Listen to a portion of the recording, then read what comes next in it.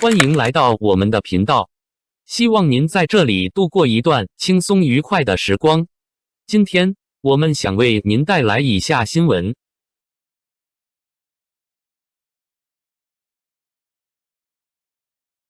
王一博续约乐华深度解析，1250万股权激励重塑内娱顶流与经纪公司的合作边界。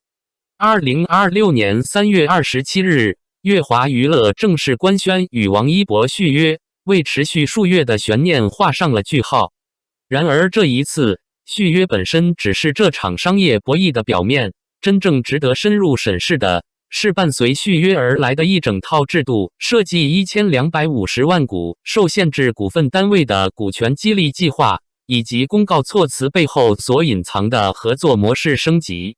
这不是一份普通的艺人管理合同续签，而是一次将王一博的身份从签约艺人重新定义为股东合伙人的结构性变革，也是内娱经纪行业在顶流资产管理模式上的一次罕见创新。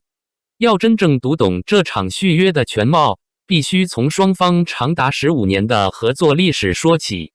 2011年，14岁的王一博因街舞比赛被乐华娱乐发掘，成为公司旗下的一名练习生。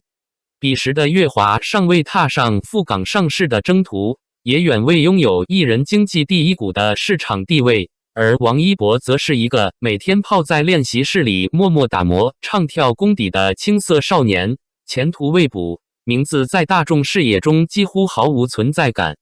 2014年10月，他与乐华正式签约，以 UNIQ 组合成员身份正式出道。然而，组合发展的道路并不顺遂。他只能靠综艺节目的零星曝光和各类小角色的出演来积累经验，一步一步在这个行业里寻找自己的位置。这段低谷期漫长而艰难，但也正是这段时间的沉淀，为他后来的爆发奠定了最扎实的基础。2019年是一个真正意义上的转折点。王一博凭借《陈情令》中蓝忘机一角在观众群体中引发了现象级的反响，商业价值随之呈指数级攀升，代言邀约接踵而至，影视资源也随之大幅扩充。他从一个知名度有限的组合成员，迅速跃升为乐华娱乐当之无愧的核心支柱。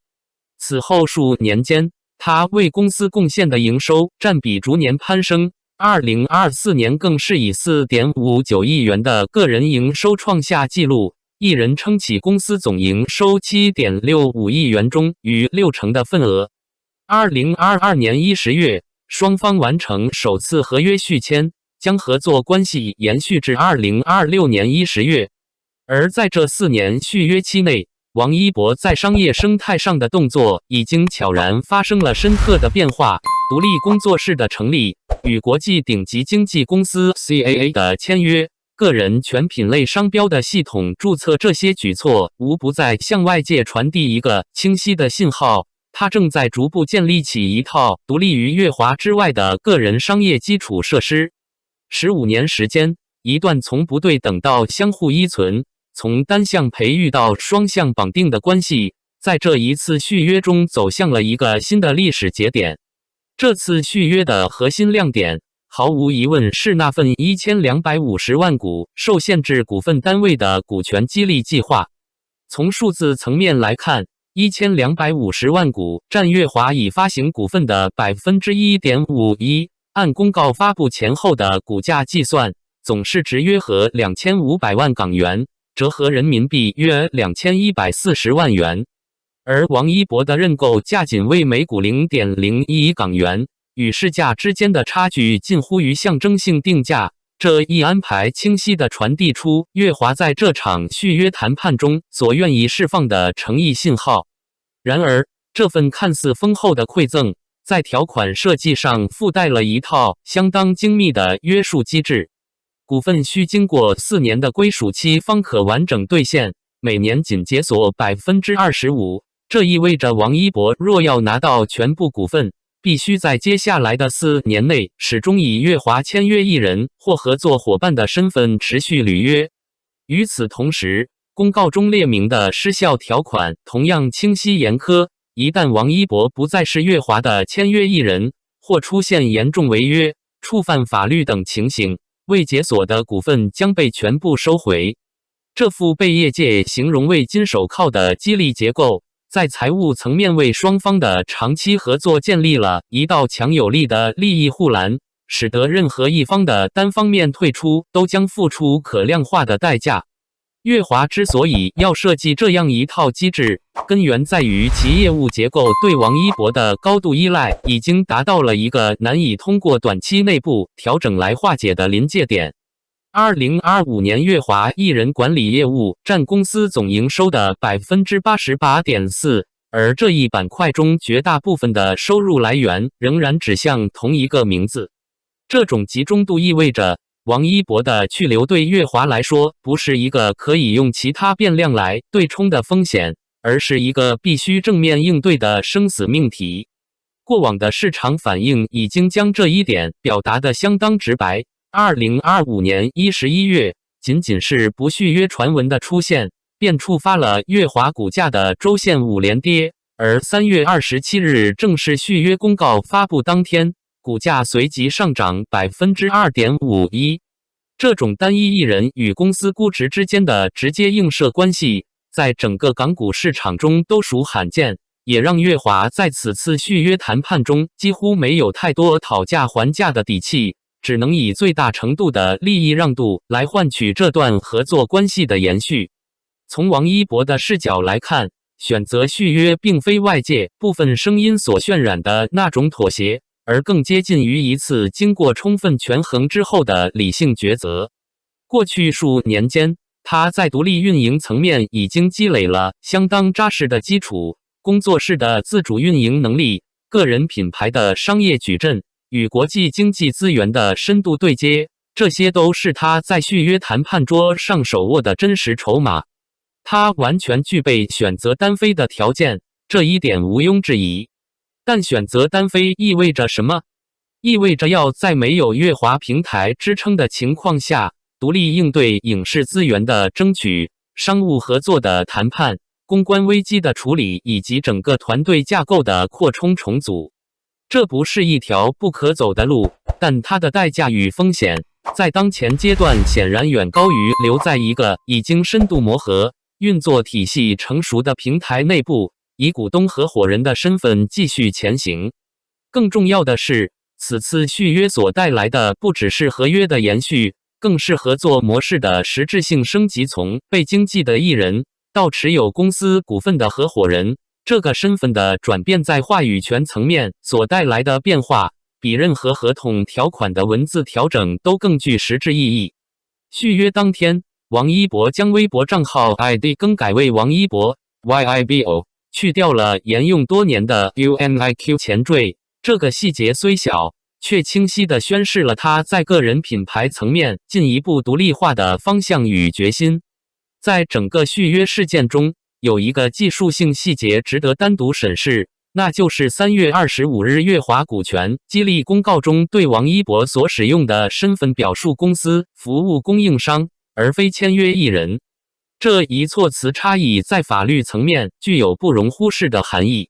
签约艺人与经纪公司之间是典型的经纪与被经纪关系，艺人的演艺活动在很大程度上由经纪公司统筹安排，公司从中抽取佣金，双方关系具有明显的不对等性。而服务供应商的表述则将双方的关系重新定位为一种更接近平等合作的模式。王一博以个人或工作室名义为乐华提供演艺服务，双方之间是合作供需关系，而非单向的隶属管理关系。这种表述的选择，一方面反映了双方合作模式的实质性演变，另一方面也为王一博的工作室保留了更大的独立运作空间。它意味着在商务合作的谈判主导权、宣发策略的制定参与，乃至项目选择的自主决策等层面，王一博的工作室都将拥有比传统经纪合约框架下更高程度的灵活性。这也正是他能够同时持有乐华签约关系与独立运营工作室、签约国际经纪公司的底层制度支撑。服务供应商4个字是双方从传统经济绑定走向灵活合作共赢模式的法律界面。还有一个细节同样值得关注，此次股权激励所使用的是月华此前通过市场回购所积累的库存股份，并未增发新股，因此不会对现有股东的持股比例产生稀释效应。这一操作在财务层面体现出相当的技巧性，既向王一博传递了足够分量的诚意，又避免了因股权结构调整而可能引发的老股东不满情绪，在维护各方利益的平衡上处理得颇为精准。这种细节上的把控，也从侧面印证了月华在这次续约安排上所投入的准备深度远超表面所呈现的程度。当然，这场续约并非没有争议，粉丝群体对于月华的不满情绪由来已久，从资源分配的公平性问题，到跨年晚会安全事故的冷处理，这些积累已久的矛盾并不会因为一纸续约公告而自动化解。而月华在公司治理层面的持续优化，以及对王一博在新合作框架下实际自主权的真实保障程度，仍然需要在接下来的合作实践中加以检验。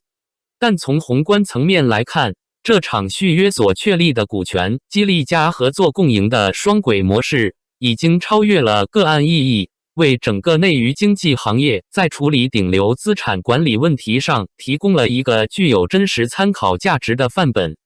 它证明了在顶流必然谋求独立的行业规律面前，经纪公司并非只有坐以待毙或强行捆绑两种选项，通过制度设计将双方利益深度绑定，通过合作模式升级将话语权更合理的分配，同样可以实现真正意义上的共赢。这或许正是这场续约留给整个行业最值得深思的一份遗产。感谢观看视频。如果您觉得这条新闻对您有帮助，请记得点赞、评论并订阅频道。祝您生活充满正能量。再见，我们下个视频见。